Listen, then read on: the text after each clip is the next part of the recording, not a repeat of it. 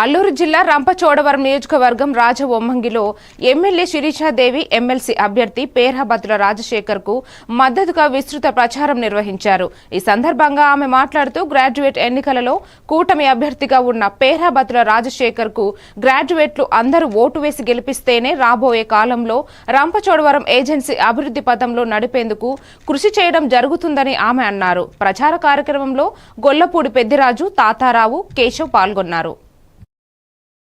ఈ రోజు మన రంపచోడవరం నియోజకవర్గంలో రేపు 27న జరిగేటువంటి ఎమ్మెల్సీ ఎన్నికల ప్రచారంలో భాగంగా పేర్హబత్తుల రాజశేఖర్ గారిని మన ఉమ్మడి కూటమి ప్రభుత్వ ఎమ్మెల్సీ అభ్యర్థిగా పెద్దల నిర్ణయం మేరకు ఈరోజు రంపచోడవరంలో ఉన్నటువంటి 11 మండలాల్లో కూడా ప్రచారం చాలా ముమ్మరంగా జరుగుతూ ఉంది. దానిలో భాగంగా ఈరోజు రాజవొమ్మంగి మండలంలో ఈ ప్రచారంలో ప్రతి ఇంటింటికి తిరిగి ఎవరైతే గ్రాడ్యుయేట్ ఓటర్స్ ఉన్నారో వారందరినీ ప్రత్యేకించి కలిసి మరి ఈ యొక్క ఎమ్మెల్సీగా గెలిస్తే మనకి ఎటువంటి ఉపయోగాలు ఉన్నాయి, ఎమ్మెల్యేగా మేము కూడా అధికారంలో ఉన్నాం, అదేవిధంగా ఎమ్మెల్సీగా ఈ పేర్హబత్తుల రాజశేఖర్ గారిని కూడా గెలిపించుకుంటే రాబోయే రోజులు ఎలాంటి మంచి పనులు జరుగుతాయి అన్నది ప్రజల ఎద్దకు స్వయంగా మేమే వెళ్ళి ప్రజలందరూ కూడా ఎవరైతే ఓటర్స్ ఉన్నారో వాళ్ళందరికీ వివరించడం జరుగుతూ ఉంది. ఈరోజు ఈ యొక్క కార్యక్రమంలో భాగంగా ఇక్కడ ఉన్నటువంటి స్థానికంగా మండల ప్రెసిడెంట్ల వారు, అదేవిధంగా బూత్ క్లస్టర్ యూనిట్ ఇన్ఛార్జీలు అందరూ కూడా ఉమ్మడి కూటమి తెలుగుదేశం, జనసేన, బీజేపీ కార్యకర్తలు కూడా అందరూ పాల్గొని ఈ యొక్క కార్యక్రమంలో ముందుకెళ్తా ఉన్నాము. కాబట్టి నేను ఒకటే కోరుకుంటా ఉన్నాను, ఎవరైతే గ్రాడ్యుయేట్ ఓటర్స్ ఉన్నారో వారందరూ అమల్లోకి రాబోతా ఉన్నాయి కనుక ప్రజలందరూ కూడా గుర్తించి ఆల్రెడీ ఈ 8 నెలల కాలంలోనే మన ఉమ్మడి కూటమి ప్రభుత్వం అనేక సంక్షేమ అభివృద్ధి కార్యక్రమాలు చేస్తూ ప్రజలకు చాలా దగ్గరగా ఉండి ఎంతో మంచి పేరు తెచ్చుకున్నటువంటి ఉమ్మడి కూటమి ప్రభుత్వానికి సపోర్ట్ చేసే ప్రజలందరికీ ధన్యవాదాలు. అదేవిధంగా రేపు 27న జరిగేటువంటి ఎన్నికల్లో కూడా పేర్హబత్తుల రాజశేఖర్ గారిని అత్యధిక మెజార్టీతో గెలిపించాలని మనస్ఫూర్తిగా కోరుకుంటా ఉన్నాను. మన రంపచోడవరం నియోజకవర్గంలో 4664 ఓట్లు నమోదు కాబట్టాయి. చిత్తూరు జిల్లా కుప్పం మండలం చిన్న బంగారు రత్నం గ్రామంలోని కుంటి గంగమ్మ ఆలయాన్ని రియల్ ఎస్టేట్ వ్యాపారుల నుండి కాపాడాలని గ్రామస్తులు కోరుతున్నారు. ఆలయానికి మదన్ శేఖర్ విక్రయించిన 7 ఎకరాల భూమిలో 30 సెంట్లు దేవాలయానికి విడిచిపెట్టాలని గ్రామస్తులు కోరారు. ఈ విషయమై సానుకూలంగా స్పందించిన కొనుగోలుదారు ఆలయాన్ని స్థలాన్ని విడిచిపెట్టడంతో పాటు తన సొంత ఖర్చుతో రోడ్డు నిర్మించి ఇస్తానని హామీ ఇచ్చినట్లు తెలిపారు. అయితే క్రమేపీ భూముల రేట్లు అమాంతం పెరిగిపోవడంతో రియల్ ఎస్టేట్ వ్యాపారులు ఈ భూమిపై కన్నేశారని, సైట్లు చేసి అమ్ముకుని సొమ్ము చేసుకోవడానికి పథకం పని ప్రస్తుత భూ యజమాని నుండి సదరు భూమిని కొనుగోలు చేసినట్టు చెబుతూ ఆ భూమిలో ఉన్న పురాతన ఆలయాన్ని కూలదేయడానికి ప్రయత్నాలు చేస్తున్నట్టు గ్రామస్తులు ఆవేదన వ్యక్తం చేశారు.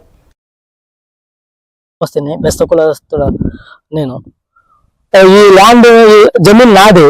20 సంవత్సరాల క్రితం నేను ఒక బెంగళూరు ఆయనకి నేను అమ్మేశాను ఈ ల్యాండ్ని అతి తక్కువ ధరకి.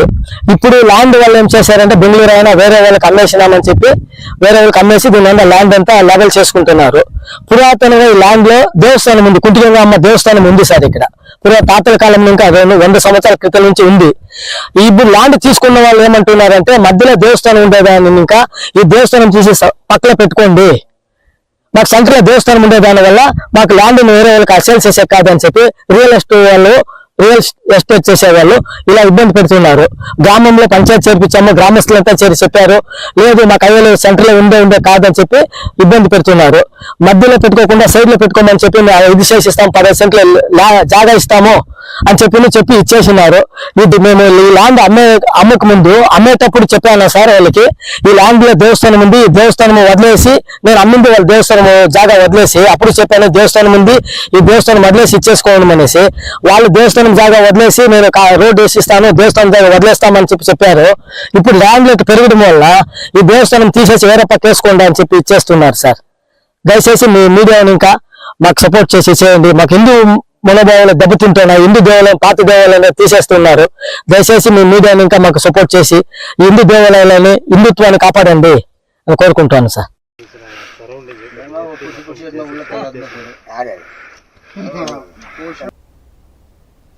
గుంటూరు జిల్లా తెనాలి రైల్లో అక్రమంగా గంజాయి తరలిస్తున్నారన్న సమాచారంతో రైల్వే పోలీసులు తనిఖీలు నిర్వహించారు. పూరి నుంచి తిరుపతి వెళ్తున్న ఎక్స్ప్రెస్ రైల్లో A1 కోచ్లో 4 బ్యాగులు 23 కిలోల గంజాయిని గుర్తించారు. Railway CI Srinivasarao, GRP SI Venkatadri సిబ్బంది కలిసి 3వ నంబర్ 3వ నంబర్ ప్లాట్ఫామ్పై రైలులో తనిఖీలు నిర్వహించారు.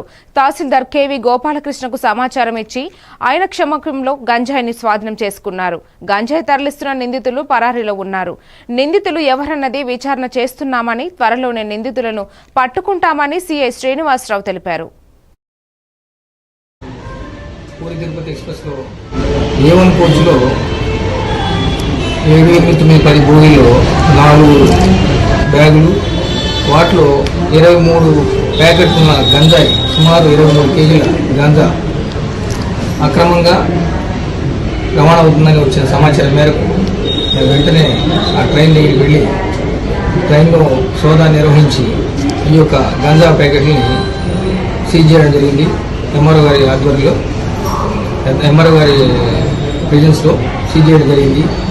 అదేవిధంగా ఇక ముందు కూడా ఈ రైల్వేలో ట్రైన్స్ ద్వారా గాంజా మరియు అక్రమ మత్తు పదార్థాలు రవాణాను కఠినంగా వాటిని అదుపు చేస్తాము.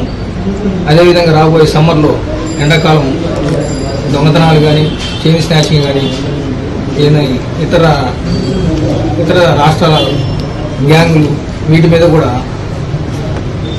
మరి మా ఐజీ గారు, ఎస్పీ గారి ఆదేశాల మేరకు వీటి మీద వర్కౌట్ చేస్తున్నారు. దీంట్లో నిందితులు అయితే ఇంకా ఎవరనేది ట్రేస్ కాలేదు. ఆ విధంగా దర్యాప్తు జరుగుతుంది. కోనసీమ జిల్లా సకినేటిపల్లి మండలం అంతర్వేది శ్రీ లక్ష్మీ నరసింహస్వామి వారి ఆలయానికి నెల్లూరుకు చెందిన గుర్రం చైతన్య శెట్టి తన సైకిల్ యాత్ర 7వ రోజు అంతర్వేదిని చేరుకున్నారు. మొక్కల్ని నాటడం, పర్యావరణను కాపాడటం లక్ష్యంగా సాగే ఈ యాత్ర ఇచ్చాపురం వరకు సాగింది. మచిలీపట్నం, భీమవరం, అంతర్వేది, అమలాపురం మీదుగా సైకిల్ యాత్ర సాగనుందని ఆయన తెలిపారు. గిన్నీస్ ఆఫ్ వరల్డ్ రికార్డ్స్ నెలకొల్పాలనే లక్ష్యంతో ముందుకు వెళ్తున్నట్లు ఆయన తెలియజేశారు. ఈ కార్యక్రమంలో సంఘ అధ్యక్షులు పొట్టా వెంకట నాగేశ్వరరావు, ఆర్యవైశ్య మిత్రులు పాల్గొన్నారు. నెల్లూరు జిల్లా బుచ్చిరెడ్డిపాలెం గ్రామం. అయితే నేను సైకిల్ యాత్రగా నెల్లూరు నుంచి ఇచ్చాపురం వరకు 1000 కిలోమీటర్లు సైకిల్ మీద తిరుగుతూ ఉన్నాను. దీనికి ముఖ్య కారణం ఏంటంటే మన ఆంధ్రప్రదేశ్ టూరిజం, అలానే పర్యావరణం. మొక్కలు నాటిండి అని చెప్పి కుదిరిన దగ్గరల్లా మొక్కలు నాటిస్తూ ఇలా చేస్తున్నాను. నేను గతంలో కూడా ఇలాంటివి చేశానండి, సైకిల్ మీద యాత్రలు. అయితే నెల్లూరు నుంచి కన్యాకుమారి, నెల్లూరు నుంచి పాకిస్తాన్ బోర్డర్ గుజరాత్ వరకు, అలాగే 400 రోజులు 28,500 కిలోమీటర్లు నాన్ స్టాప్గా వరల్డ్ రికార్డ్ అటెంప్ట్ కూడా చేశాను. దాని తర్వాత ఈ ఇచ్చాపురం టూర్ చేస్తున్నాను. దాని భాగంగా ఈరోజు అంతర్వేదికి కూడా రావడం జరిగింది. సో ఇక్కడ పెద్దలందరూ రిసీవ్ చేసుకొని మంచిగా కూడా వాళ్ళు కూడా నా టూర్కి సపోర్ట్ చేస్తూ ఉన్నారు. ధన్యవాదాలు. నెల్లూరు నగరాన్ని క్లీన్ సిటీగా మారుస్తామని మంత్రి నారాయణ తెలిపారు. నెల్లూరు నగరంలోని 5వ డివిజన్ ఎస్వీఆర్ పార్క్, 14వ డివిజన్ మాగుంట సుబ్బారామిరెడ్డి ఉద్యానవనంలో జిమ్ ఎక్విప్మెంట్ ను నారాయణ ప్రారంభించారు. ఈ సందర్భంగా మీడియా మంత్రి నారాయణ మాట్లాడుతూ ప్రజల ఆరోగ్యాన్ని ప్రోత్సహిస్తూ నెల్లూరు పార్కులో జిమ్ ఎక్విప్మెంట్ ఏర్పాటు చేశామని మంత్రి అన్నారు. నగరంలో అన్ని పార్కుల్లో మౌలిక వసతులు కల్పించి అందరికీ అందుబాటులోకి తీసుకువస్తామని మంత్రి అన్నారు. ప్రతి లేఅవుట్ని బయటకు తీయమని ఆ రోజు అధికారులకు ఆదేశించాను. ఆ విధంగా దాదాపు మెజారిటీ పార్కులను యాక్చువల్గా చేశారు. దాంట్లో పిల్లలకి చక్కగా జిమ్ ఎక్విప్మెంట్, ప్లే ఎక్విప్మెంట్ ఇవ్వడం జరిగింది. అయితే గత 5 సంవత్సరాల్లో గత ప్రభుత్వం, వైఎస్ఆర్సీపీ ప్రభుత్వం దీన్ని నిర్వీర్యం చేసింది. పిల్లలు చక్కగా ఆడుకుంటారు. అసలు ఇప్పుడు పోయి ఆ ఎక్విప్మెంట్ మీద ఎక్కితే అవన్నీ విరిగిపోయేటట్టుగా ఉన్నాయి, అన్నీ రాసుకుంటున్నాయి, మూవ్ కావట్లా. నిజంగా ఎంత దారుణం. ఎంత పక్కనే చక్కటి ఒక స్కూల్ ఉంది, 1000 మంది పిల్లలు ఉన్నారు, ఈ కాలనీ ఉంది, ఆడుకుంటారు. ఒక సదుద్దేశంతో ఆ రోజు చక్కగా 2014-19 చేసిన పార్క్ ఇది. అయితే మళ్ళీ ఇప్పుడు ముఖ్యమంత్రి గారు ఒకటే చెప్పారు, పిల్లలు చక్కగా ఆడుకోవాలి, పెద్దవాళ్ళు వాకింగ్ చేసుకోవాలి, అటువంటి ఫెసిలిటీస్ చేయమంటే ఈరోజు మళ్ళా నెల్లూరులో ఉన్న 54 డివిజన్లో ఉన్న అన్ని పార్కులను యాక్చువల్గా పునరుద్ధరించడానికి, ఎక్విప్మెంట్ చేయడానికి ఈరోజు ఈ నేతాజీ పార్క్ అంటారు, ఈ పార్కుకి 40 లక్షల రూపాయలతో ఎక్విప్మెంట్ ఇస్తున్నాం. 40 లక్షల రూపాయలతో latest gym equipment, latest play equipment. యాక్చువల్గా ఇవాళ వచ్చింది ఎక్విప్మెంట్ మొత్తం వచ్చింది కంప్లీట్గాను. ఆ ఎక్విప్మెంట్ మొత్తం శంకుస్థాపన చేసాం ఇవాళ మేము. ఇది ఒక నెల రోజుల అధికారులకు ఆదేశిస్తున్నా కరెక్ట్గా 30వ రోజు ఇవాళ నుంచి లెక్కబెట్టి 30వ రోజుకి ఇదంతా యాక్టివిటీకి రావాలి పిల్లలు. అనకాపల్లి జిల్లా నర్సీపట్నం నియోజకవర్గం నాథవరం మండలం చమ్మచింత గ్రామంలో నర్సీపట్నం శ్రీ రామాంజనేయ టెక్స్టైల్స్ అధినేత రాము నూకాంబిక అమ్మవారి ఆలయాన్ని పునర్నిర్మించారు. ఆలయ ప్రాంగణంలో పోతురాజు బాబు విగ్రహాన్ని ఆవిష్కరించారు. ముందుగా ఆలయ ప్రాంగణంలో హోమాలు నిర్వహించి అమ్మవారికి పంచామృత స్నానాలను ఆచరించి ప్రత్యేక పూజలు అభిషేకాలు నిర్వహించారు. అనంతరం అమ్మవారిని దర్శించుకుని మొక్కులు చెల్లించి తీర్థ ప్రసాదాలు స్వీకరించారు. ఈ సందర్భంగా ఆయన మాట్లాడుతూ శిథిలావస్థలో ఉన్న ఆలయాన్ని అభివృద్ధి పరిచి ఆలయాన్ని పునర్నిర్మించడం తమ గ్రామం చేసుకున్న అదృష్టమని అన్నారు.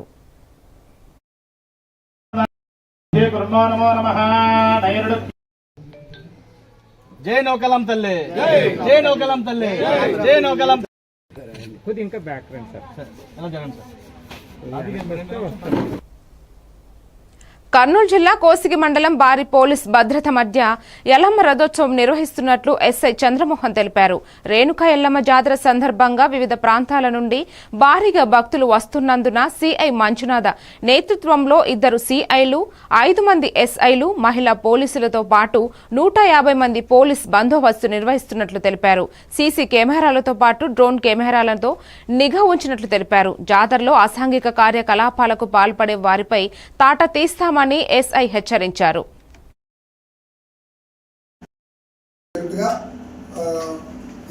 7 మంది సిఐ సార్లు, 10 మంది ఎస్ఐలు, 130 మంది స్టాఫ్ అంతా కలిసి ఒక ప్రణాళిక ఎటువంటి అవాంఛనీయ సంఘటనలు జరగకుండా ఈ బందోబస్తు కూడా 3 కేటగిరీలు విధించి, ఒకటి రథోత్సవం టెంపుల్ ప్రిన్సెస్ ఒక భాగం, ట్రాఫిక్ ఒక భాగం, మూవింగ్ పార్ట్ ఒక భాగంగా డివైడ్ చేసుకుని ఆ విధంగా మేము ఇక్కడ ప్లాన్ చేసుకుని వచ్చే భక్తులకు కానీ వచ్చే రాజకీయ నాయకులు కానీ ఎలాంటి ఇబ్బంది లేకుండా 17వ తేదీ జరిగే రథోత్సవానికి ఎలాంటి ఇబ్బంది లేకుండా చూసుకోవాలి ఎస్పీ గారు అడ్రస్. దాని మేరకు మేము ఏర్పాటు చేసుకుని తగిన బందోబస్తు ఏర్పాటు చేసుకుని బ్యారికేడ్స్ ఎక్కడైతే ట్రాఫిక్ ఇబ్బంది జరగకుండా వచ్చే భక్తులకు జనాలకి అట్ సేమ్ టైంలో ఎక్కడైనా దొంగతనాలు జరగకుండా వచ్చే భక్తులు packets, cell phones, motor cycle ఏదైనా వస్తువులని అవసరంలో ఆధీనంలో ఉంచుకొని జాగ్రత్త దొంగతనం జరగకుండా చూసుకోవాలి. దానివల్ల కానీ మేము క్రమపాఠం కూడా ఏర్పాటు చేయడం జరిగింది. At the same time drone కెమెరాలు కూడా తెప్పిస్తాము. దాన్ని కూడా మేము ఇక్కడ ఎటువంటి ఆదాయం జరగకుండా ఎటువంటి ఏదైనా జరిగినా కూడా వాటిపై నిఘా ఉంచడం కోసం మనం డ్రోన్ కెమెరాలో ఏర్పాటు చేసే విధంగా చేయడం జరిగింది. ఇంకా సపరేట్గా 3 కుటుంబాలు ఇక్కడ ముగ్గురికి సంబంధించింది. ముగ్గురికి 3 రకాల టీం ఏర్పాటు చేసి వాళ్ళ నుంచి కూడా ఏ పార్టీకి ఏ పార్టీ సంబంధం లేకుండా గొడవలు జరగకుండా సపరేట్ ఉద్దేశంతో మేము బందోబస్తు ఇచ్చి రథోత్సవాన్ని కంప్లీట్ చేయాలనే ఉద్దేశంతో మేము పూర్తిగా. మంత్రి లోకేష్ ను ఉమ్మడి నెల్లూరు జిల్లా నాయుడుపేటలోని విన్నమాల జాతీయ రింగ్ రోడ్డు వద్ద ఘనంగా స్వాగతం లభించింది. వెంకటచలం స్వర్ణ భారత్ ట్రస్టులోని నిర్వహిస్తున్న మాజీ ఉపరాష్ట్రపతి వెంకయ్య నాయుడు మనవడు వివాహ రిసెప్షన్ కు హాజరయ్యేందుకు రేణిగుంట విమానాశ్రయం నుంచి రోడ్డు మార్గాన వెళ్తున్న క్రమంలో విన్నమాల వద్ద నూరుళ్లపేట ఎమ్మెల్యే డాక్టర్ నెలవల విజయశ్రీ, మాజీ మంత్రి నెలవల సుబ్రహ్మణ్యం ఆధ్వర్యంలో నాయకులు ఘన స్వాగతం పలికారు. ఈ సందర్భంగా పలువురు ఆయా సమస్యలపై మంత్రి లోకేష్ ను వినతి పత్రం అందజేశారు. ఆయనను కలిసేందుకు వచ్చిన ప్రతి ఒక్కరును మంత్రి ఆప్యాయంగా పలకరించారు.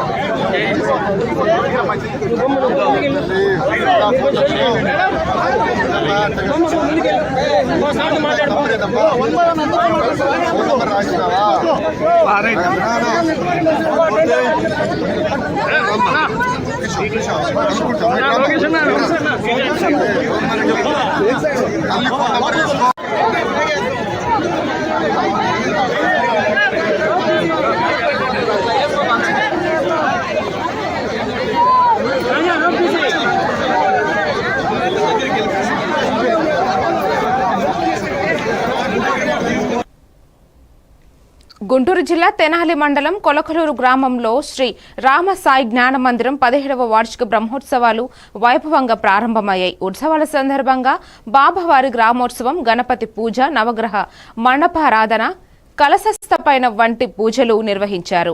కోలాట నృత్యాలు చేశారు. భక్తులు పెద్ద ఎత్తున పాల్గొన్నారు. ప్రతిరోజు విశేష పూజలతో పాటు 19వ తేదీ చివరి రోజు పంచామృతాభిషేకాలు నిర్వహించి అన్న సంతర్పణ చేశామన్నారు.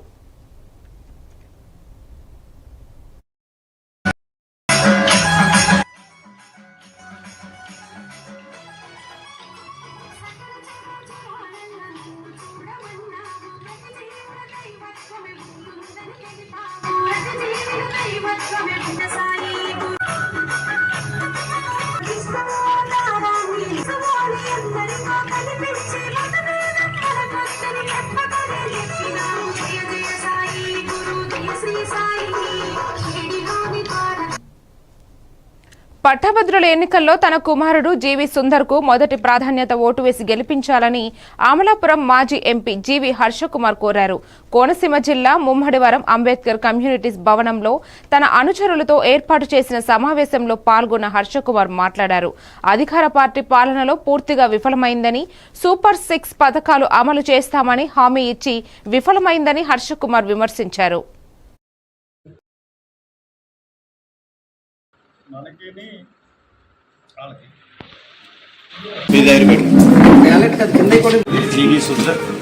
ఈ గుర్తు మీద 1వ నెంబరు అంకె వేసి గెలిపించమని నేను కోరుతాను.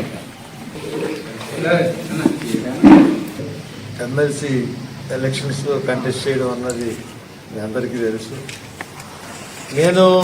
నాకు ముమ్మిడివరం అంటే ప్రత్యేకమైన అభిమానం. నాకు అమలాపురం నియోజకవర్గంలో, అమలాపురం పార్లమెంటరీ నియోజకవర్గంలో ముమ్మిడివరం చాలా ప్రత్యేకం. కారణం ఏంటంటే, నేను బత్తిన సుబ్బారావు గారు ఇక్కడ ఎమ్మెల్యేగా ఉన్నప్పుడు ఇక్కడికి వస్తూ ఉండేవాడిని. అలాగే ఇక్కడ జగ్గంరాజు గారు బాగా పరిచయం. ఫస్ట్ నాకు ముమ్మిడివరంలో జగ్గంరాజు గారు పరిచయం. దాని తర్వాత టెక్నాలజీ తర్వాత చాలా ఎలక్షన్స్కి ఇక్కడ పనిచేశాం. విశ్వరూపు పోటీ చేసినప్పుడు, సూర్యారావు పోటీ చేసినప్పుడు నేను రాలేదు. కానీ విశ్వరూపు 2 సార్లు పోటీ చేసినప్పుడు కూడా, బాలయోగ్ గారి మీద చేసినప్పుడు, తర్వాత చేసినప్పుడు కూడా నేను ఇక్కడే ఉండి క్యాన్వాసింగ్ చేయడం జరిగింది. అందుకనే ముమ్మడివరం కొంచెం ప్రత్యేకమైనది. ఇంటికి ఎక్కువ ఎలక్షన్స్లో పనిచేశాం ముమ్మడివరం. సో ఈ ఎలక్షన్స్ చాలా విభిన్నమైన ఎలక్షన్. ఎమ్మెల్సీ ఎలక్షన్ అంటే విభిన్నమైన ఎలక్షన్, ప్రత్యేకమైన ఎలక్షన్. గ్రాడ్యుయేట్స్ మాత్రమే ఓటు వేసే ఎలక్షన్. గ్రాడ్యుయేట్సే ఓటు వేయడం అంటే తెలివైన వాళ్ళు, చదువుకున్న వాళ్ళు వేసే ఎలక్షన్. అటువంటి చదువుకున్న వాళ్ళు ఓట్లు వేసే ఎలక్షన్స్ కూడా ముఖ్యంగా అధికార పార్టీ ఓటర్ని ప్రలోభ పెడుతుందంటే అది సహించరాని విషయం. అంటే అది ఓటర్లని అవమానపరచడమే. ఒక యాప్ పెట్టుకుని ఒక స్కానర్ ఇచ్చి, ఆ స్కానర్ కట్టగానే వాళ్ళు ఫోన్ చేసి, వాళ్ళకి ఫోన్ వెళ్ళగానే ఫోన్ చేసి, మీరు ఎక్కడి నుంచి వస్తున్నారు, వెంటనే రిజర్వేషన్ చేస్తాం, మీ పేర్లు చెప్పండి, మళ్ళీ మీకు కాల్ చేస్తాం అని చెప్పి అంటే డిగ్రీ ఇప్పుడు ఏదో స్కానింగ్ రాగానే చేస్తారు, చేయగానే ఇట్లా ప్రలోభ పెట్టి ఓట్లు వేయించుకోవడం అన్నది చాలా అభ్యంతరకరమైనది. అన్నమయ్య జిల్లా పెద్ద మద్యం పేకాట స్థావరంపై జిల్లా టాస్క్ ఫోర్స్ పోలీసులు మెరుపుదాడులు చేసి 15 మంది జూదులను అరెస్ట్ చేశారు. మండలంలోని బండమీదిపల్లి పంచాయతీ కొట్టేవాండ్లపల్లి వద్ద పెద్ద ఎత్తున పేకాట ఆడుతున్న జిల్లా ఎస్పీ విద్యాసాగర్ నాయకుడు తన ముందస్తు సమాచారం అందించారు. ఎస్పీ ఆదేశాలతో వెంటనే రాయచోటి స్పెషల్ ఫోర్స్ పోలీసులు దాడులు జరిపి 15 మంది పేకాట రాయుళ్లను అదుపులోకి తీసుకున్నారు. వారి వద్ద నుంచి 2,20,000 నగదు, 14 మొబైల్ ఫోన్లు, 16 ద్విచక్ర వాహనాలను స్వాధీనం చేసుకుని సీజ్ చేశామని ఎస్ఐ తెలిపారు.